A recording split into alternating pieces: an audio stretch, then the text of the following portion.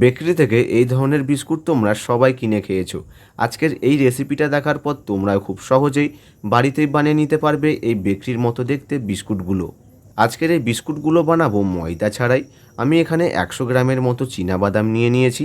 এবার এই চীনাবাদামগুলোকে তোমরা ভেজে নিতেও পারো, না হলে আমার মতো বেকিংও করতে পারো 10 মিনিটের মতো।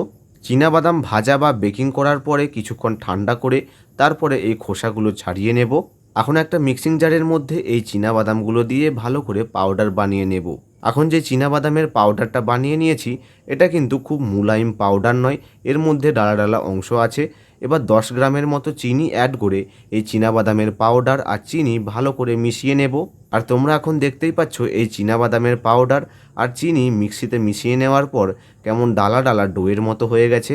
বেকারির মতো ফ্লেভার নিয়ে আসার জন্য ছোট চামচের 1 চামচ ভ্যানিলা এসেন্স দিয়ে আবারও ভালো করে মিশিয়ে একটা শক্ত ডো বানিয়ে নেব।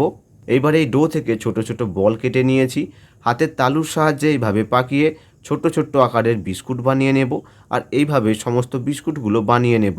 এখন প্রত্যেকটা বিস্কুটের ওপরে 4টে করে চীনাবাদাম আর হোয়াইট তিল দিয়ে ভালো করে সাজিয়ে নেব। এতে বেকারির মতো একটা স্বাদও আসবে আর দেখতেও সুন্দর লাগবে। এইবার এই বিস্কুটগুলো বেকিং করে নেব প্রিহিটেড ওভেনে 180 ডিগ্রি সেলসিয়াসে 25 মিনিটের মতো। এই বিস্কুটগুলো খুব সহজে কোণাতেও বেকিং করা যাবে।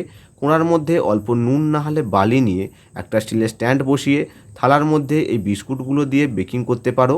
আর তোমরা এখন দেখতেই পাচ্ছ কত সুন্দরভাবে এই বিস্কুটগুলো বেকিং হয়ে গেছে। এবার কিছুক্ষণ ঠান্ডা করে নিতে হবে। তো এইভাবে খুব সহজ পদ্ধতিতে আপনিও বাড়িতেই বানিয়ে নিতে পারবেন এই বেকারির মতো দেখতে বিস্কুটগুলো। এই বিস্কুটগুলো খাওয়ার পর কখন মুখে মিলে যাবে তোমরাও কিন্তু বুঝতেই পারবে না।